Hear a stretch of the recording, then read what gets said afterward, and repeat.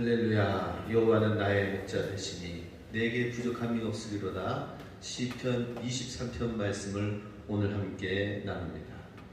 우리 함께 고백하겠습니다. 여호와는 나의 목자 되십니다. 아멘.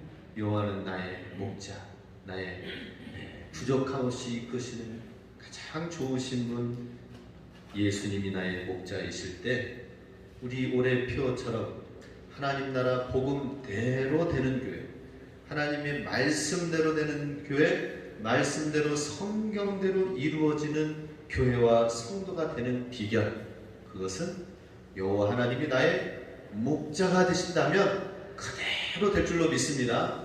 성경 가운데 약속되어진 하나님의 은혜와 축복이 그대로 이루어지는 비결은 뭐라고요? 여호와 하나님이 나의 목자가 되신다면, 여호와 하나님이 나의 목자이심을 온전히 믿는다면 성경대로 될 줄로 믿습니다. 하나님의 복음대로 될 줄로 믿습니다. 그리고 땅에서도 잘 되고 하나님의 나라가 우리를 통하여 이루어지게 될 줄로 믿습니다. 여호와가 목자 되신다면 우리는 그러면은 주님의 어떤 존재예요? 주의 양이다 라고 하는 것입니다. 양과 염소를 구분하는 방법이 있다고 합니다. 생김새로는 뿔이 있다고 하고, 그렇죠? 그렇지만은 특성이 있다고 합니다. 양은 서로 모이는 특성이 있대요. 염소는 흩어져서 각기 홀로 가는 특성이 있대요. 양과 염소의 특성이 이거라고 합니다. 양들은 왜 모이느냐? 모이지 않으면 때야 끝에 그 광야의 더운 광야 속에서, 사막 속에서 더위를 견딜 수가 없다는 거예요. 낮에 털도 막 이렇게 있지요. 무더위 속에서 땡볕에 30도, 40도가 넘는 그 더위를 어떻게 이겨낼 수 있는가? 더위를 견딜 수 있는 방법이 있습니다. 그것은 뭐냐? 양들이 너무나 신체적 구조도 그렇고 더위 가운데에서 그 털이 있기 때문에 더위를 참지 못합니다. 근데 모여서 서로 상대방 몸끼리 탁 붙여가지고 머리를 그 속에 넣으면 거기가 그늘이 된다. 할렐루야. 모였을 때의 그늘이 된다. 모이니까 서로 내가 쉴 수가 있고, 모이니까 내가 견딜 수가 있구나. 이게 양의 특성이라고 합니다. 염소는 그렇지 않대요. 땡볕에도 잘 돌아다녀요. 좀 참을 수 있다는 거죠, 더위에. 그런데 잘 돌아다니면서 스스로는 잘 참는 듯 하지만 길을 헤매다가 결국에는 광야에 가는 데 있어서 보면은 염소의 사체들이 그렇게 많대요. 양들은 그래도 견딜 수 없는 특성이 있고 털이 있지만은 의외로 양들보다는 염소가 혼자 나 잘 살 수 있다 하면서 다니지만은 길을 잃고 물을 먹지 못하고 풀을 목조를 만나지 못해서 방황하다가 죽는 사체들이 많이 있다는 것입니다. 이런 염소 같은 양의 모습들이 또 있기 때문에 이사야 53장 6절에서는 이렇게 고백합니다. 우리는 다 양 같아서 그릇 행하여 각기 제 길로 갔거늘 여호와께서 우리 모두의 죄악을 그에게 담당시키셨도다. 아니, 양들은 모이는 특성이 있는데 그런데 왜 각기 제 길로 갔다고 하는가? 이건 염소 아니냐? 염소일 수도 있어요. 그런데 양이 염소가 되는 경우가 있다고 합니다. 양에게 호기심이 발동하면은 무리를 떠나서 저기는 뭐가 있을까?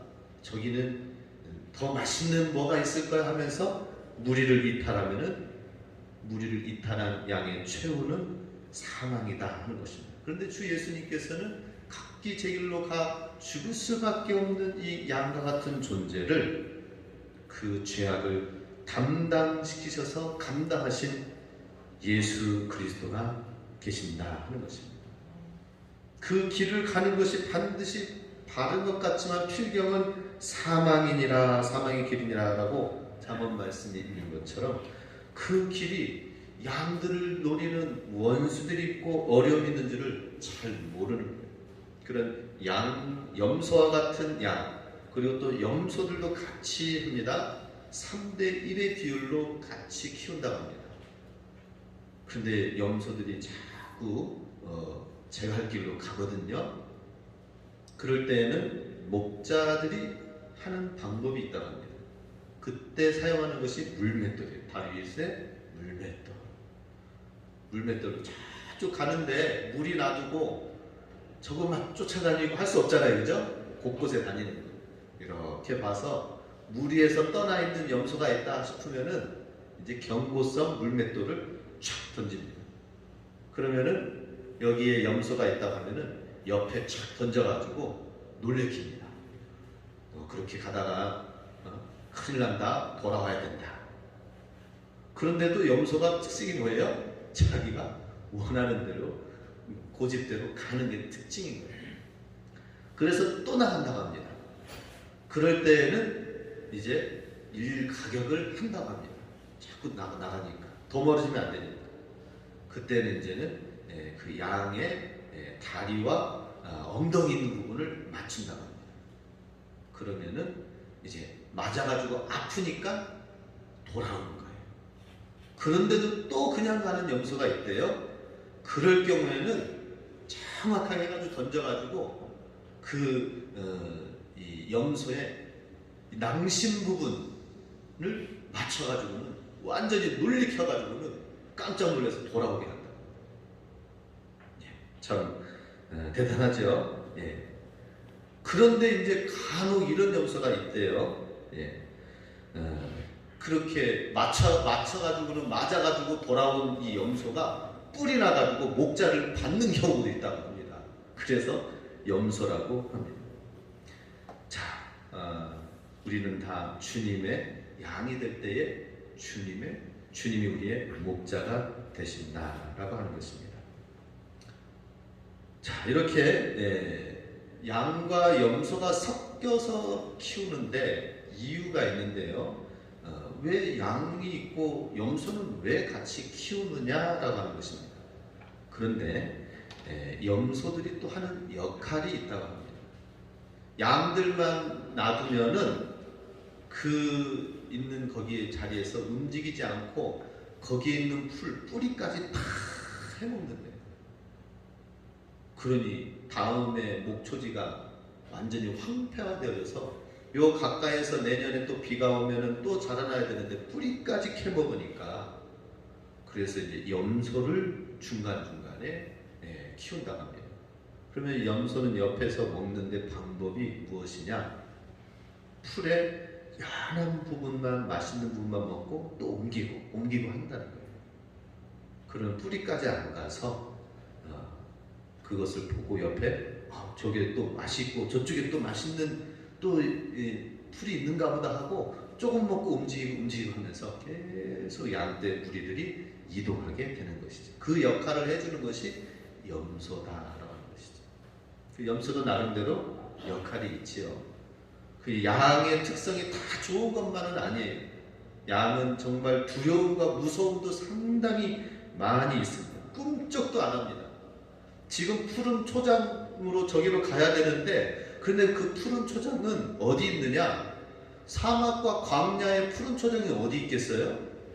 거친 바위 사이로 해가지고 골짜기 있는 거기에 물이 지나가고 한번 지나가고 난 다음에 웅덩이들이 조금씩 남아있는 것이 있어요.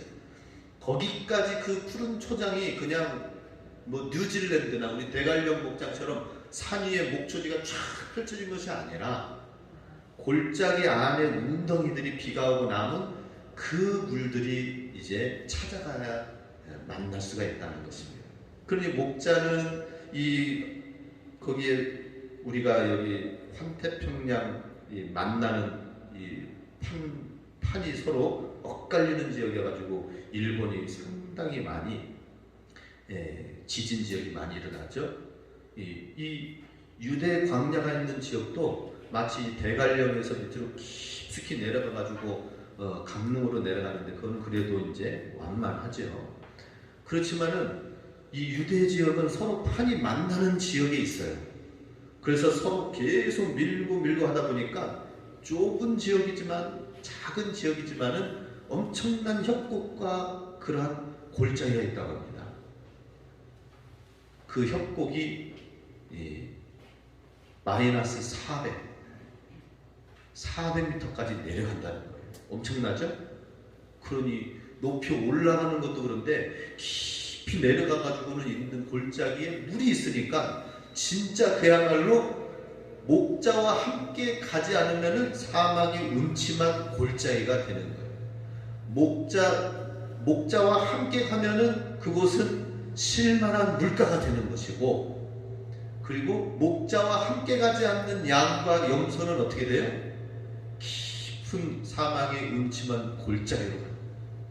그래도 물을 먹기 위해서 또 내려가는 그 과정에서 비탈길에 넘어지고 떨어지고 해가지고 죽는 양들도 그렇게 생긴다고 합니다. 근데 무서워서 두려워서 가지 못하면은 쉴만한 물가로 푸른 초장을 만날 수가 없는 것입니다. 그러니 이 사망의 음침한 골짜기로 들어가긴 들어가야 돼요. 목자와 함께. 그래야 물을 마실 수가 있습니다. 그런데 두려움이 많은 양들은 꿈쩍도 안 하는 것이죠. 근데 염소가 가끔씩 그 역할을 한다. 염소는 사냥들 있잖아요, 그죠? 여기 저기 하면서 잘 갑니다. 때로는 넘어져서 막 뒹굴기도 해가지고는 죽는 염소도 있는데, 용감하게 앞장서서 가는 이 염소가 있기 때문에 목자가 양들을 아무리 때리고 간다 하더라도 내려가야만이 목초지가 있고 웅덩이가 있고 쉴만한 물가가 있다는 사실을 아무리 얘기를 해준다 하더라도 지금 양의 눈에는 뭐가 보여요? 당장 협곡과 계곡이 깊은 어두움에 사망이 음침한 골짜기만 보이는 거예요. 아무리 때려도 아무리 밀어도 안 되는데 염소가 저쪽으로 한 발씩 한 발씩 가가지고 염소 무리들이 가면은 그 무리를 또 따라간다는 거예요. 그 염소가 그 역할을 또 때로는 하고 있습니다. 우리도 이러한 용감한 양들, 염소처럼 특성이 용감한 양들이 앞장서 가지 않으면은 아무리 단에서 설교로 말씀으로 권면을 한다 하더라도 양들은 꿈쩍 안 하는 경우들이 많이 있다고 합니다. 근데 그것을 어떻게 누가 움직여요?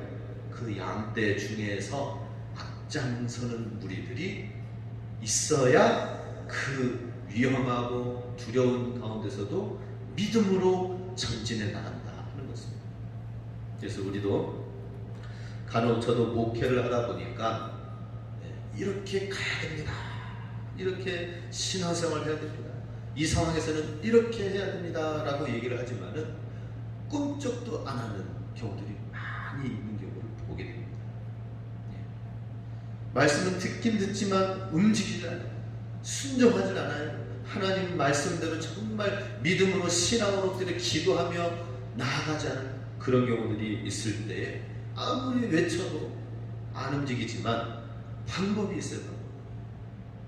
움직이는 믿음으로 나아가는 양. 그 성도 1명, 2명, 3명이 나아갈 때에 전체 무리들이 나아갈 수 있다는 것입니다. 저는 다 움직이지 않는다 하더라도 지금 그 앞에서 나아가서 기도하고 움직이고 마음을 함께하고 하는 그 무리들의 그 몇몇을 보면서 나아갈 때 전체가 움직이는 것으로 저는 생각을 하고 그렇게 목회를 하고 있습니다. 오늘 말씀을 보면은 1절 말씀 같이 있습니다. 여호와는 나의 목자시니 내게 부족함이 없으리로다. 시편 23편은 다윗이 쓴 글입니다. 다윗이 쓴 글인데 제1절에서 하는 말씀은 뭐예요? 선포의 말씀입니다. 여호와는 나의 목자시다 라고 선포를 하는 거예요. 여호와는 나의 목자이시기 때문에 내가 부족함이 없다라고 고백을 하는 것입니다.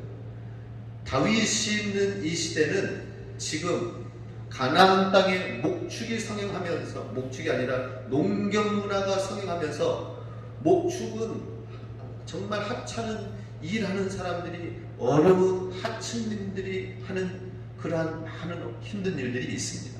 농경 사회가 대부분인데 거기에서 많은 이 땅의 백성들은 바알 숭배 신을, 농경 신을 섬긴다 해가지고 따라가고 있어요.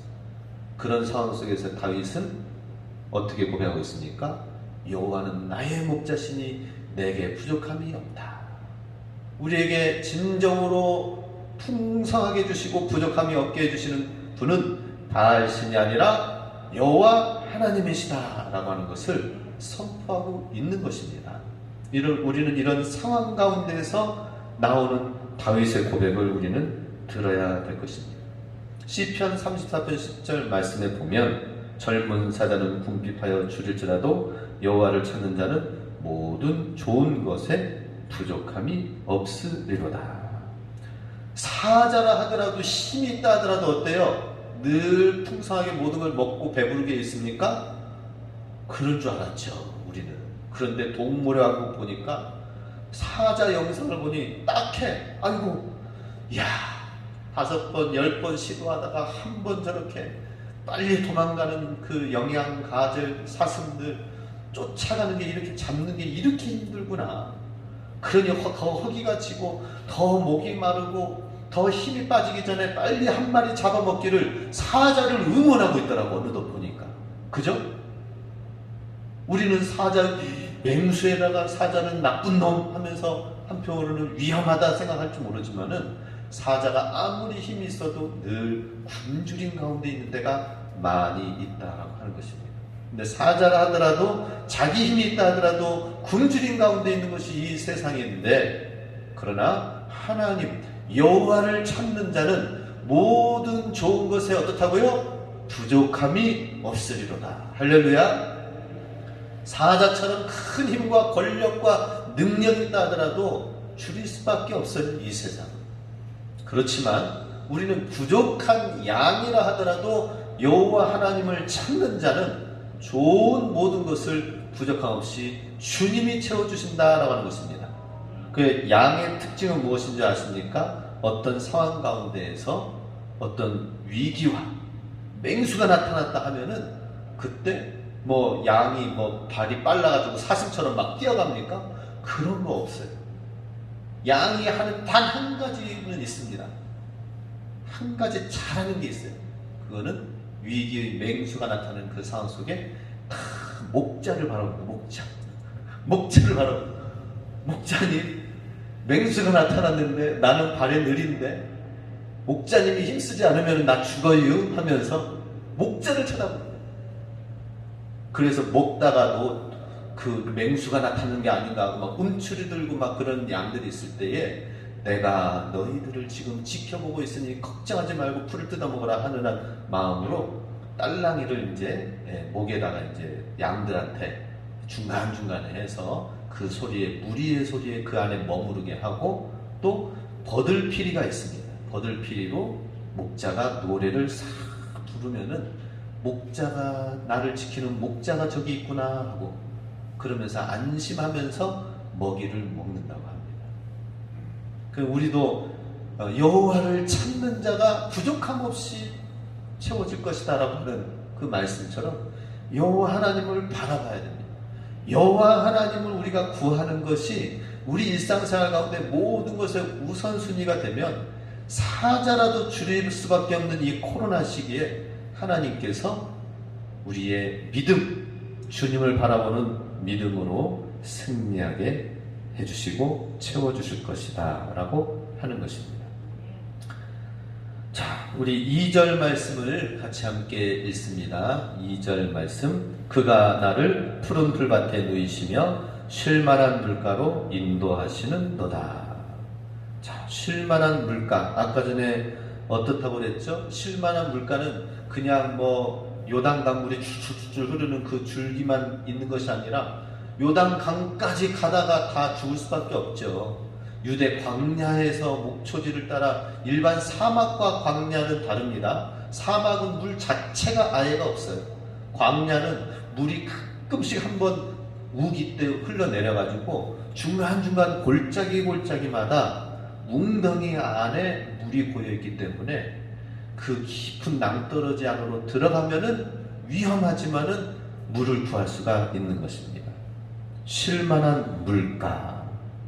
그래서 쉴만한 물가를 만나서 거기까지 이르는 것은 정말 어떤 면에서는 험난한 길의 여정을 거치고 난 다음에 그 골짜기에 들어가서 만나는 것은 정말 쉽지 않은 일이지만 은혜다라고 하는 것입니다. 은혜. 우리 삶 속에서 하나님의 주시는 은혜와 축복을 누리고 쉴만한 물가와 푸른 초장을 만나는 것은 하나님의 은혜인 것을 우리는 기억해야 됩니다. 지금 코로나 시기에 더더욱 그렇지요. 우리가 일상적으로 편안하게 그냥 아무렇지도 않게 생활하면서 마트 들르고 만나고 식당 가고 모임 갖고 무슨 일을 하고 하던 일상생활이 그게 하나님께서 우리에게 주신 푸른 초장이었고 쉴만한 물가였었던 것이 평상시에는 다 그냥 주어진 듯 하지만 이제는 정말 마스크 끼고 무장하고 사람들 만날 사람 가리면서 만나야 되고 다 가지 못하고 그러면서 우리가 있는 이 코로나 시기에 하나님의 은혜가 무엇인가 하는 것을 다시 한번 생각하게 됩니다. 하나님께서 그렇기 때문에 하나님이 우리에게 베풀어 주신 은혜가 얼마나 소중한지를 먼저 우리는 알고 깨달은다. 이것이 주님이 주신 은혜였구나. 이것이 하나님이 내게 베풀어 주신 은혜였는데 우리가 이것을 알지 못하는구나. 이걸 깨닫는 자는 쉴만한 물가가 이제는 귀중한 것을 알고 하나님을 바라보면서 주님이 주신 물가를 얻게 되는 것입니다. 에스겔서 34장 18, 19절 말씀 같이 읽습니다. 너희가 좋은 꼴을 먹는 것을 작은 일로 여기느냐? 어찌하여 남은 꼴을 발로 밟았느냐? 너희가 맑은 물을 마시는 것을 작은 일로 여기느냐? 어찌하여 남은 물을 발로 더럽혔느냐? 나의 양은 너희 발로 밟은 것을 먹으며 너희 발로 더럽힌 것을 마시는도다 하셨느니라. 좋은 꼴이 있는 것을 왜 작은 일로 여기느냐라고 하는 거예요. 내가 먹고 남은 그 물 웅덩이에 있는 것을 왜 밟고 지나가서 다른 양들이 먹으려고 할 때에는 먹지 못하게 하느냐라고 하면서 에스겔 선지자가 말씀을 하고 있습니다. 그간에 우리에게 베풀어 주신 육적인 것, 하나님의 영적인 것, 우리가 모여서 함께 예배드리는 것, 이 모든 것이 정말 소중한 것인데 이 소중한 걸 소중한 것으로 여기지 못하고 그런 우리의 모습을 다시 한번 돌아봐야 될 것입니다. 그런데 쉴만한 물가는 무엇이냐, 어떤 것이냐 하는 것입니다. 이삭의 모습을 보면은 우리가 알 수가 있습니다. 이삭은 애굽에서 아브라함이 기근이 있을 때에 애굽으로 그랄로 내려갔습니다. 남방 지역으로 아브라함이 내려갔을 때 어떤 위험이 있었습니까? 아내 사라를 그 아비멜렉 왕 그 지역의 왕에게 빼앗길 뻔한 위기를 만나게 된 것입니다.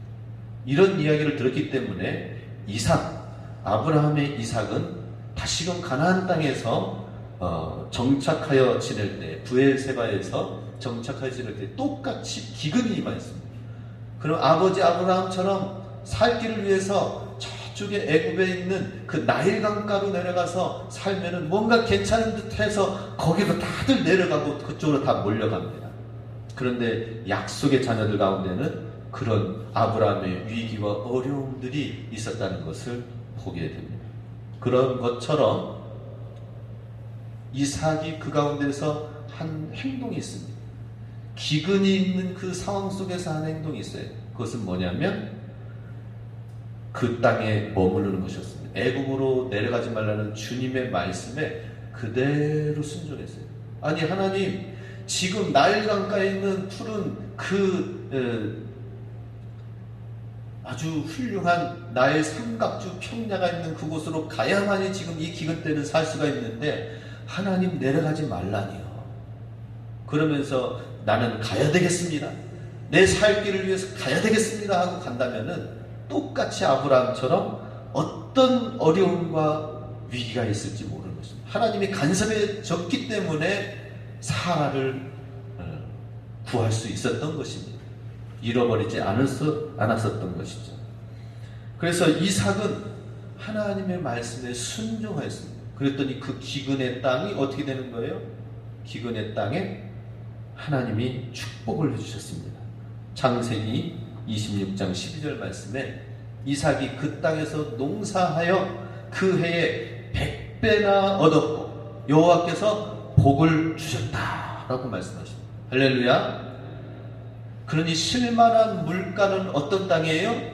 여호와 하나님 말씀에 순종하는 땅이, 그것이 보기에는 지금 환경적으로는 기근의 땅이지만 그러나 순종하는 그곳에 하나님께서 비를 내려주시는, 그 골짜기에 비가 내려진 것이 웅덩이가 그대로 남아있게 하는 거예요. 그래서 그 물웅덩이로 인해서 100배나 하나님의 축복을 주셨다라고 하는 것입니다. 우리는 하나님께서 내려주시는 그 웅덩이 비를 통하여서만이, 하늘의 은혜를 통해서만이 우리는 먹는 그 훈련을 우리가 돼야 되는 것입니다. 그러나 강줄기가 있으면 어때요? 언제든지 가서 하기 때문에 하늘을 바라볼 필요가 없어요. 근데 우리는 강줄기가 없어요. 그렇지만 하늘의 은혜가 있습니다. 그렇기 때문에 하나님만을 바라보면서 주님만을 의지하면서 나아갈 때 하나님이 주시는 은혜로 주시는 100배의 축복을 받는 자들이 주의 백성이요 주님의 양이신 것을 믿으시기 바랍니다. 그러니 우리 삶 속에 좀 힘들고 어려운 문제가 있어도 세상적인 방법, 인간적인 방법, 나의 육신의 방법으로, 경험으로 하지 말고 이 상황에서 하나님 어떻게 해야 될까? 주님을 바라보는 양이 될 때에, 순종하는 자가 될 때에 그 순종의 땅이 바로 쉴만한 물가가 될 줄로 믿습니다. 그리고 우리는 푸른 초장, 쉴만한 물가는 다른 어떤 곳이 아니에요. 주님 전이 주의 순종하는 자리가 바로 쉴만한 물가인 줄 믿으시기 바랍니다.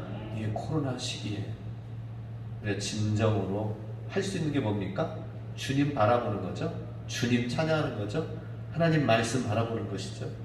이번에 우리가 작년 연말에 차량 화재가 났을 때, 지금 우리가 건축을 이제 이렇게 힘껏 해가지고는 이제 완료했는데 어떻게 아직 한참 더 탈 수 있는 이 차가 화재가 났는가? 그렇지만은 저한테 한 가지 제안이 들어온 게 있었어요. 뭐냐면 우리 교단 성결신문에 교회 차가 화재가 났으니까 도와주십시오 하면서 이렇게 광고를 하면은 도와주는 그 누군가가 있을 것이니까 광고할 수 있도록 한번 해봐라 라고 하는 제안이 들어왔어요. 제가 기도했습니다. 하나님, 어떻게 면에서는 쉽게 도움을 구하고 그러면 누군가는 도와주겠지 하고 그렇게 광고를 내면은 어떤 면에서는 간단히 해결될 수도 있지만, 반대로 그 광고 내는 것이 다 잘못된 건 아니지만 우리가 주님을 바라보는 시간도 갖지 아니하고 우리가 주님께 구하지도 아니하고 우리가 주님의 뜻을 묻지도 아니하고 쉽게 인간적인 생각과 그걸로 화재 난 소식에 신문 한번 광고내 바로 나오더라고요. 그랬을 때 그 방법도 올 수도 있지만, 그 방법도 있을 수 있지만 우리가 하나님 앞에 구하지 않는다면 될 것인가? 우리 지금 가장 기도해야 될 때입니다. 주님을 바라볼 때입니다.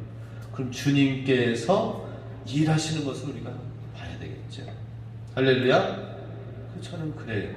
주님께 기도하고 주님 바라보는 그것이 쉴만한 물가다, 푸른 처장이다 라고 하는 것입니다.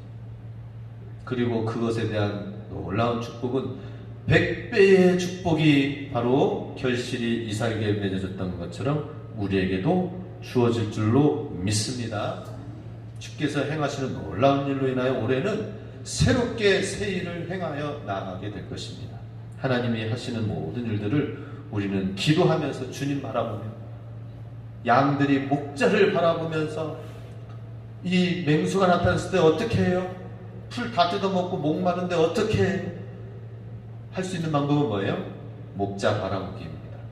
목자의 말에 순종하는 것입니다. 주님 바라보는 것입니다. 주님 말씀에 순종하는 것입니다. 그럴 때 주님께서 주시는 놀라운 쉴만한 물가, 푸른 초장, 우리 함께 누리실 수 있길 주님의 이름으로 축복합니다. 함께 이 시간 기도하겠습니다. 하나님, 여호와는 나의 목자십니다. 푸른 초장 실만한 물가로 인도하시고 내게 부족함이 없는 모든 것은 이 세상에 다른 어떤 것이 아니라 하나님께 있습니다. 하나님의 방법대로 되지 원합니다. 하나님 말씀에 순종하기 원합니다. 순종의 그 자리에, 목자의 그 음성을 듣는 그곳에 우리의 귀한 주님의 예비된 축복과 은혜가 있음을 보게 됩니다. 주님만 바라보게 하여 주시옵소서. 그래서 오늘 올해도 하나님 나라 복음대로 되어지는 교회, 말씀대로 되어지는 성도, 성경대로 되어지는 교회 되게 하여 주시옵소서. 함께 기도합니다.